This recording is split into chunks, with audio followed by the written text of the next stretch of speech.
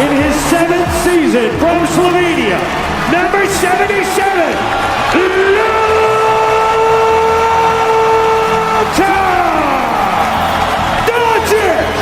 Thank you, Luka. Despite the best efforts of Braun and the rest of the team to lift his spirits, it was clear that Niko was deeply affected, visibly crushed.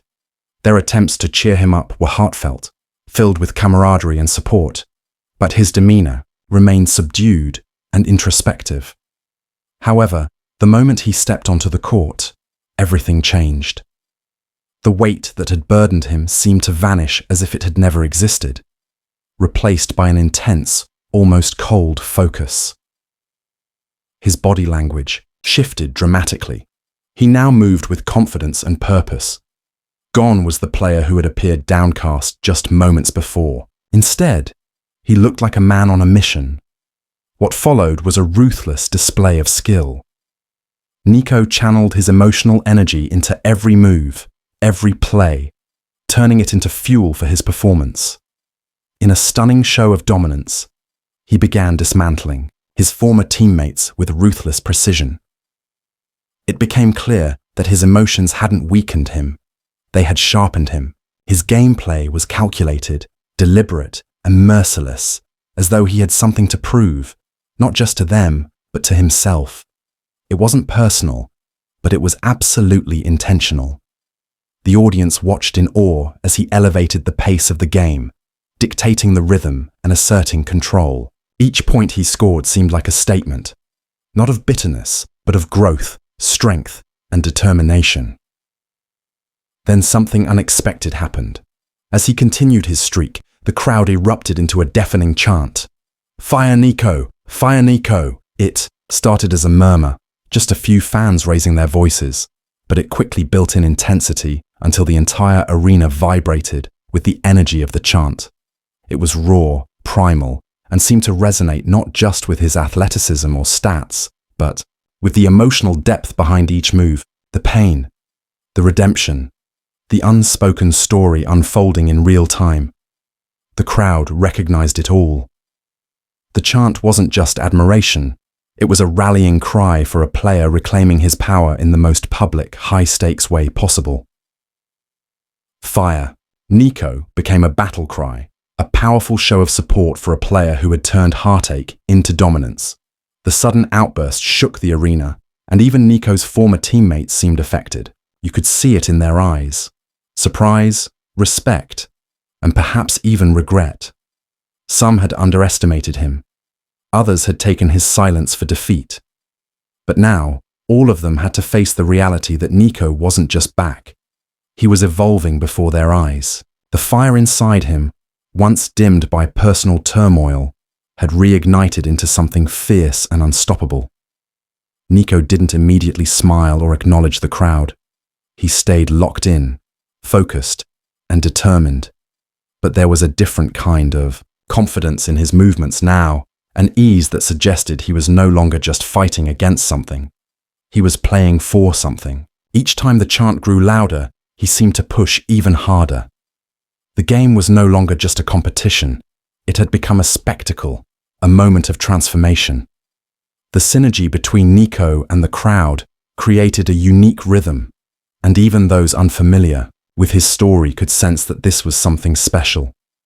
He wasn't just winning a game, he was telling a story, and every pass, every shot, every defensive move. Jokić has it, and again, every time he touches it, early on at least, all the energy looking towards number 77. The Don underneath trying to deliver some magic, and he does just that. Jokić, who now wears those colors, and the number 77 on his back, will get it right back. Luka, 3, got it, the Don! Despite Braun and the rest of the team doing everything they could to lift Niko's spirits, cracking jokes, slapping him on the back, pulling him into playful conversations, it was clear that he was carrying something heavy. There was a noticeable dimming in the usual fire in his eyes, as if he was weighed down by emotions too complex for words. The weight of his past, with his former team, seemed to linger over him, like a thick, silent fog. Even with supportive teammates around him, and the buzz of the arena, Niko appeared isolated, lost in his own thoughts. Then, something remarkable happened.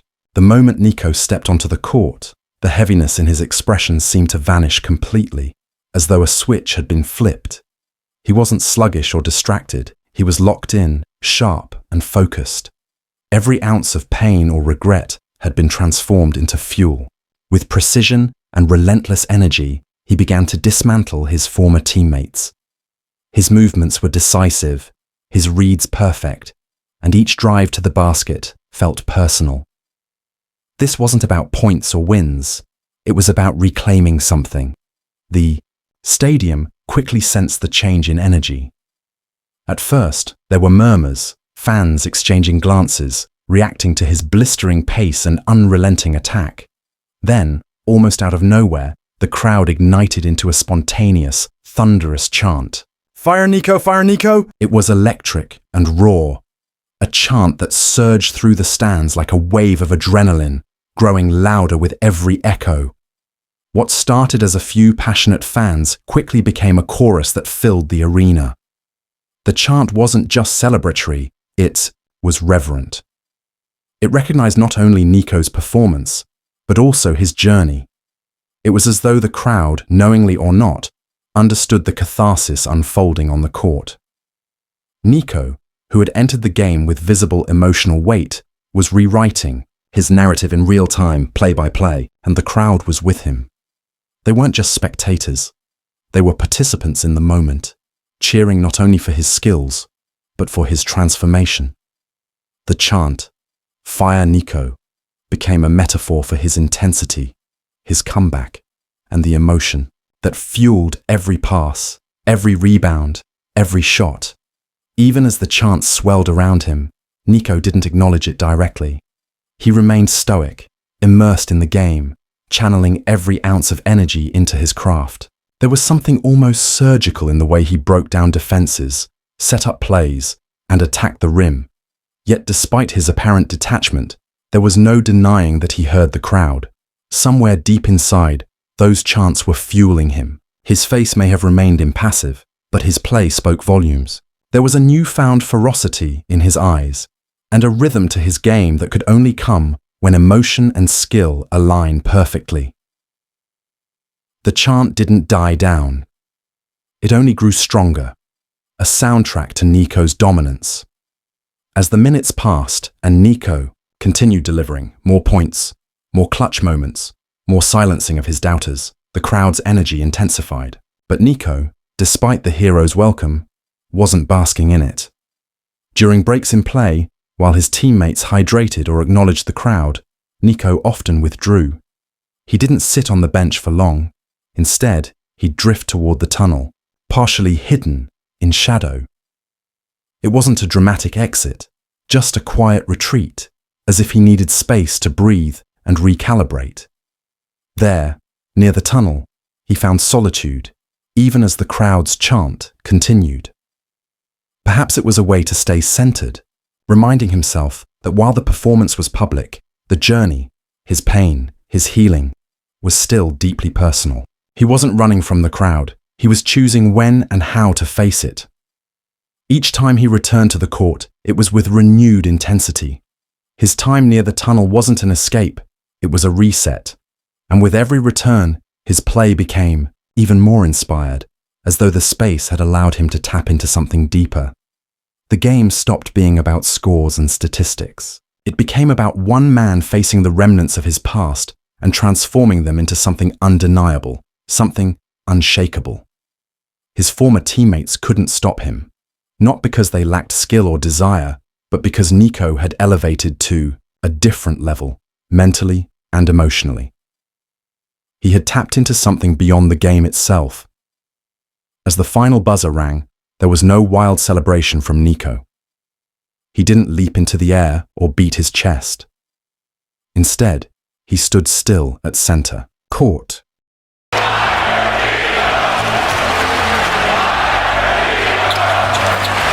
After a brief pause in the rhythm of the evening, the spotlight finally shifted to AD, signaling that it was his turn to take center stage. As the music began to play, he moved towards Donush, who stood confidently at the top, awaiting his partner. The crowd's energy surged with anticipation, knowing that this would be a moment to remember.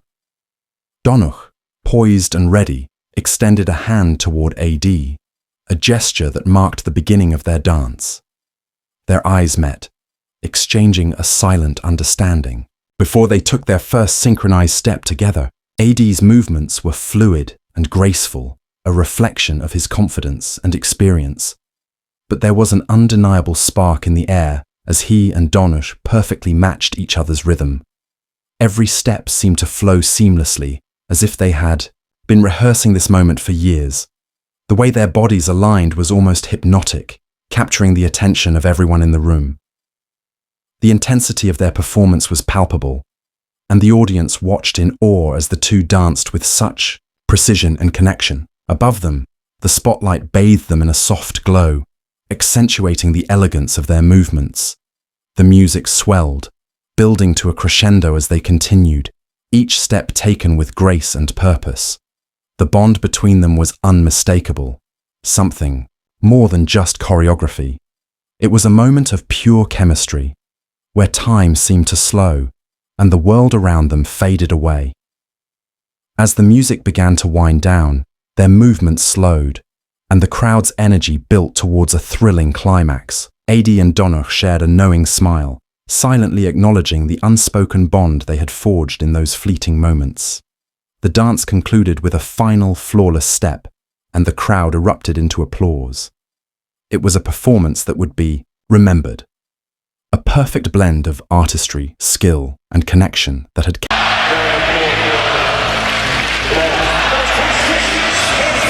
Luka had always been someone driven by a desire to make an impact, to leave a lasting impression wherever he went.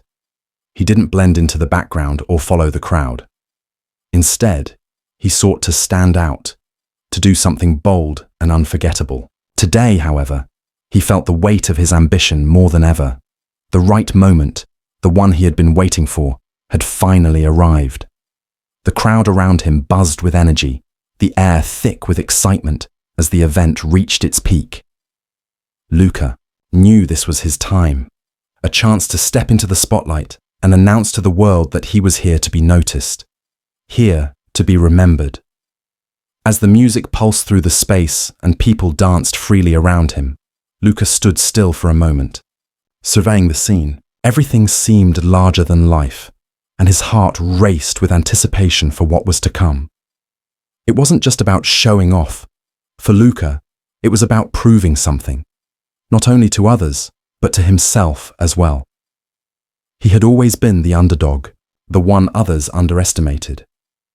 Now he was ready to flip that script. He wanted everyone to know that he was no longer someone to be overlooked.